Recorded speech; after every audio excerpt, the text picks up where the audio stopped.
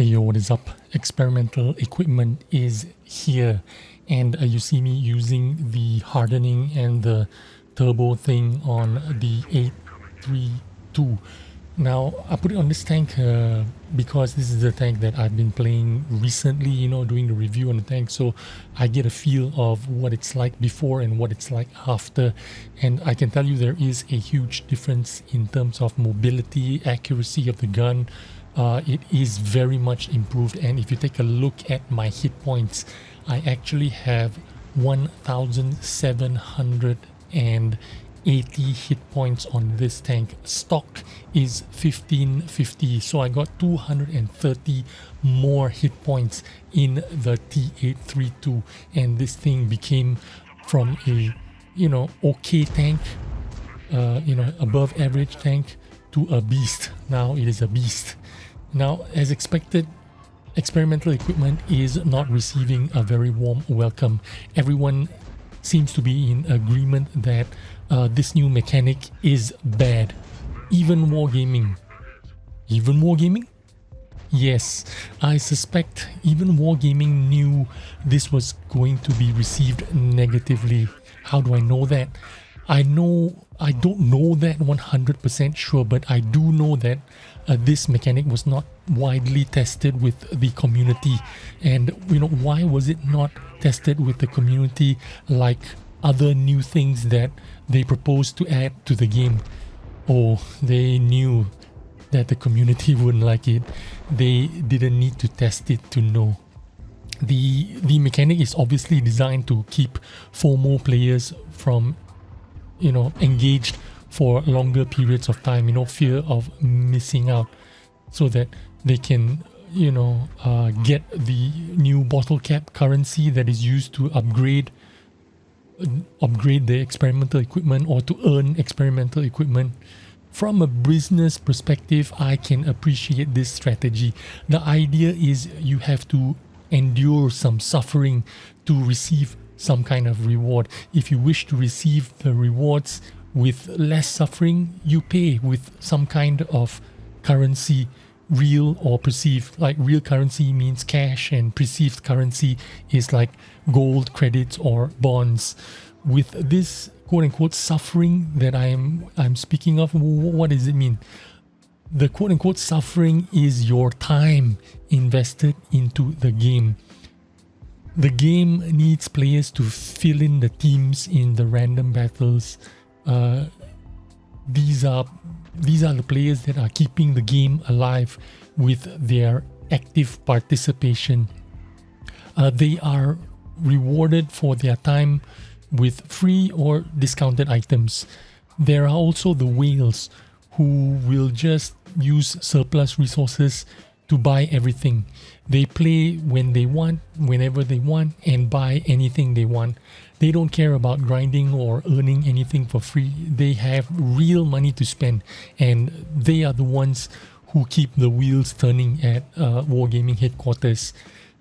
There is a higher category of players, better than whales, and this is the S tier of World of Tanks players. They are a combination of these two types of players. They play a lot to quote-unquote earn the rewards, and at the same time spend real money on, example, Christmas loot boxes. You could say that they have an addiction to the game that could be bordering on unhealthy. Now, why am I talking about these different types of players? What about the casuals? Well, we'll get to them in a bit.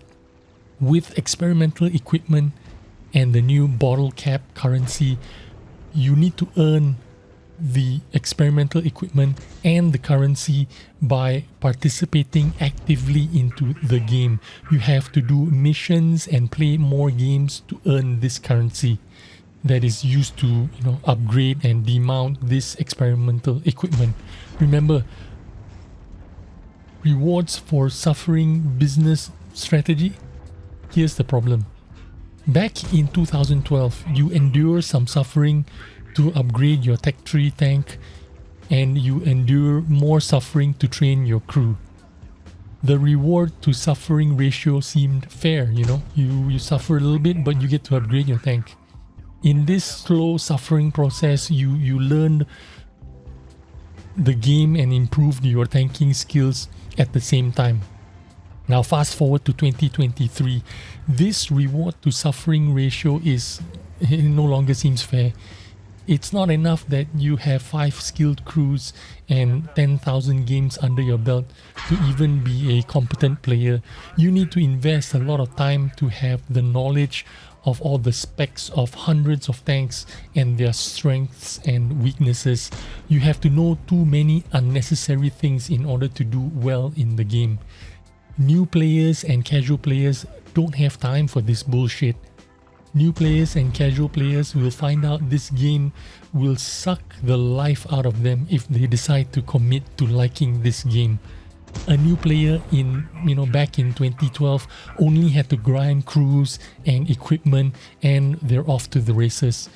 A new player in 2023 will have to contend with a fuck ton of information overload, and I just can't see new players ever wanting to commit to a game with such complicated progress structure.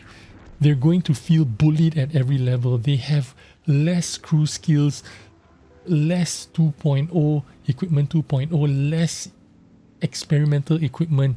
Before they can even get addicted to the game, they are going to be turned away by some bullshit 800 alpha gun, derp gun that could get into an early shooting position. I'm talking about the BZ-176, of course. Experimental equipment will turn away new players and casual players. Experimental equipment will also turn away the S-tier players that I talk about. These players will come to realize that the suffering to reward ratio is no longer viable.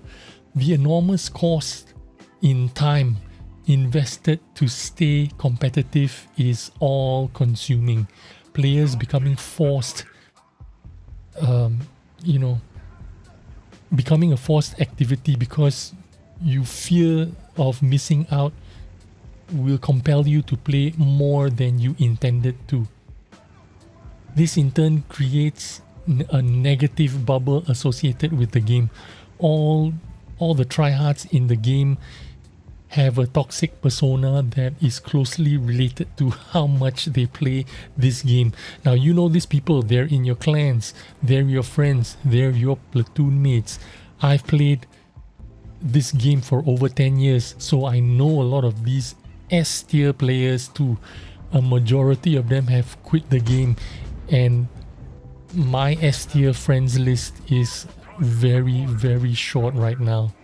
Now wargaming keeps coming up with ways to make players stay addicted to the game, to the grind, instead of making the player experience more enjoyable. They could have invested in better game modes like what they did with Frontlines, hiring an outside company to create Frontlines and make it an interesting game mode. They could have come up with new maps as often as they come up with new tanks. Instead, they keep using this FOMO formula. So how long is this strategy going to last? I think a lot of people are catching up to what wargaming is doing, and a lot of people do not like this direction that they are heading.